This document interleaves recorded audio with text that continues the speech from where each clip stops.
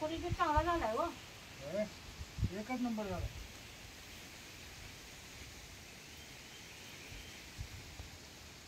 राम राम मंडळी. आमच्याकडे पावसानं काय कुट्टाच काढलाय बघा.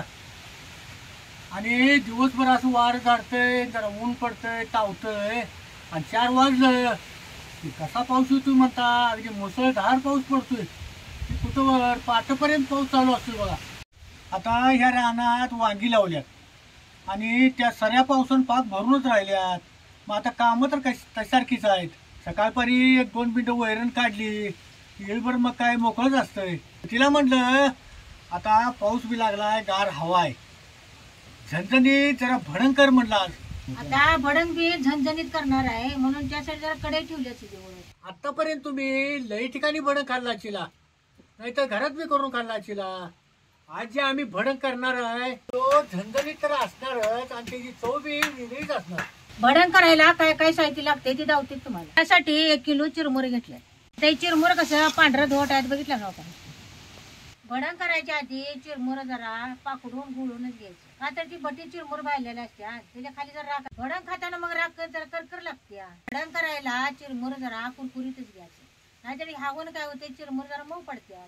त्यासाठी शेंगदाणा 1-2 वाट्या आणि फुटाण्याची डाळ 1-2 वाट्या, 2 लसणाचं गड्ड असं फोडून घ्यायचं. आता अर्धी वाटी जिरं आणि अर्धी वाटी साखर घ्यायची. आता हे साखर आणि जिरं जरा बारीक वाटून घ्यायचं. आधी जरा जिरं वाटून घेतो की असं जिरं आणि साखर भडंगाला वाटून जर घातला तर भडंगला लई खमकपणा चांगला येते. जिरं आणि साखर अशी काही बारीक करून घ्यायची. लसूण जरा पाट्यावर दुखून घ्यायचं.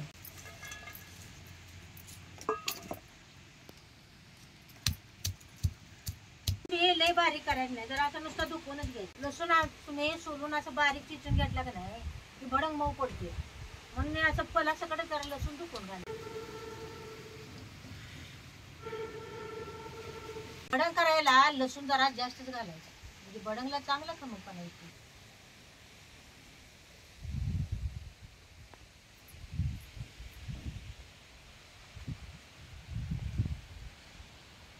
कढई आता चांगली तापली, जरा तेल वरती घ्यायचं. आता हे सगळं तळून घ्यायचं म्हणल्यावर जरा तेल जास्तच घालायचं. आता तेल चांगलं गरम झाले, शेंगदाणे टाकून शेंगदाणे तेलात असं जरा खालवर खालवर करून चांगलं भाजून घ्यायचं. देशी शेंगदाणे तेल कसं मोठं आहे बघितलं काय. शेंगदाणे तेलात कसं भाजतील तसं शेंगदाणे कसं फुटायला येत बघा. असं खालवर खालवर करून शेंगदाणे चांगलं कुरकुरीत भाजायचं. शेंगदाणे कसं भाजायलाच बघा, भाजायला येते कसं फुटायला येत बघा काही तेलात. चांगलं शेंगदाणे कुरकुरीत होत भाजायचं. कच्चे शेंगदाणे टाकलं का नाही की भडंग मऊ होते. शेंगदाणे कसं भाजलेत बघा काही. असं चांगलं शेंगदाणे कुरकुरीत होत भाजायचं तेलात. आता हे शेंगदाणे असं नाही चिरमुऱ्यावर ओतून घ्यायचं. आता हे सगळा मसाला भाजून हे शेंगदाणे मग करपतात, म्हणून आधी शेंगदाणे भाजून हे चिरमुऱ्यावर काढून घ्यायचं. आता हे तेलात फुटाणे डाळ बी भाजून घ्यायची. तेल गरम झाले ते ना यात फुटाणे डाळ बी लगेच भाजणार, म्हणून जरा अशी खालवर खालवर करूनच भाजून घ्यायची. फुटाणे डाळ बी घेताना जरा कुरकुरीतच बघून घ्यायची, म्हणजे तेलात लगेच भाजते. आता ही फुटाणे डाळ बी अशी लालसर वस्तर भाजून घ्यायची. आपण डाळ बी ना अशी चिरमुऱ्यावरची टाकून घ्यायची.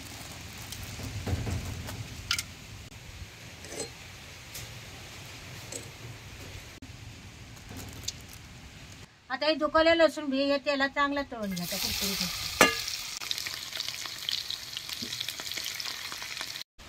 लसूण बी तेलात करपूस भाजायचा नाही, खाताना जरा कडवट लागायचं. असा लालसर कुरकुरीत होतो तेलात चांगलं लसूण भाजून घ्यायचं. असं ह्याच्यावरच काढून घ्यायचं.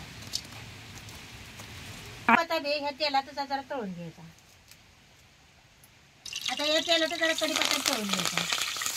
कढीपत्ता बी चांगला कुरकुरीत होतो त्याला तळून घ्यायचा. कलवर करून त्याचा तळून घ्यायचा. आमच्या भागाकडे असं पांढरं धोट गोल चिरमुर मिळतात.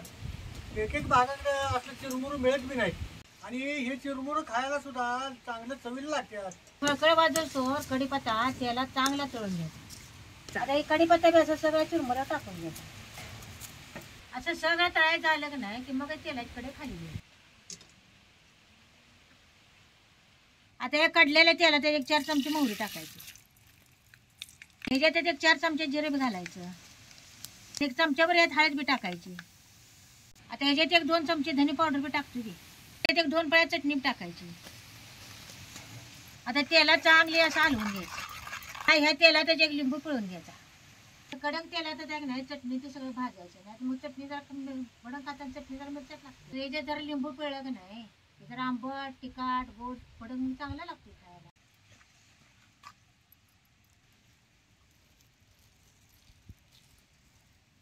असं चिरमुऱ्या सगळीकडे बतून घ्या चोकड्यात. आता नाही जरा वाळले चिरमुर घालून असं एक खालवर करून घ्या चोकड्यात फिरताना. जरा चटणी तेल राहिलेलं असते. त्याचे 1-2 चमचे मीठ बी टाकायचं.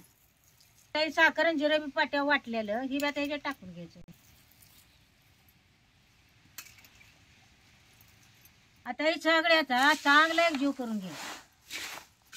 सगळं सौदा आहे की नाही असं चिरमुऱ्याला हातानं चांगलं लावून घ्यायचा. चोळून चिरमुऱ्याला की नाही सगळीकडे लागते मग आता सौदा. काही भडंग कसं चांगला दिसायलाय बघा. शेंगदाणं डाळ पद्धतशीर प्रमाण झाली. काय डाळ शेंगदाणं कसं झालं कुरकुरीत झालाय भडंग.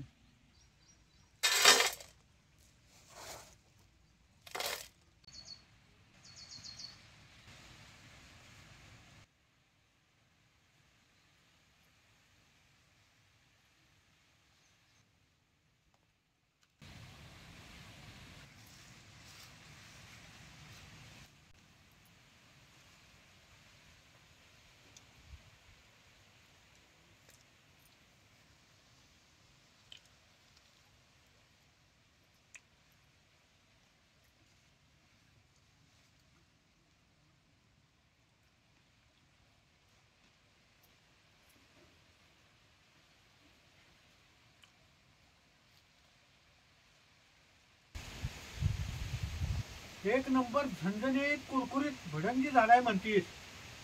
किती खावं भडंग असं वाटायला लागले बघ. अगं तिखट जरा आंबट गोड आणि चांगली चव आली हो भडंगला. हे नादच कराय नाही. साखर आणि जिरा असं बारीक करून घातलं की भडंगला चांगला खमंगपणा येतो. कुरकुरीत चांगला झालाय हो. एकच नंबर झाला.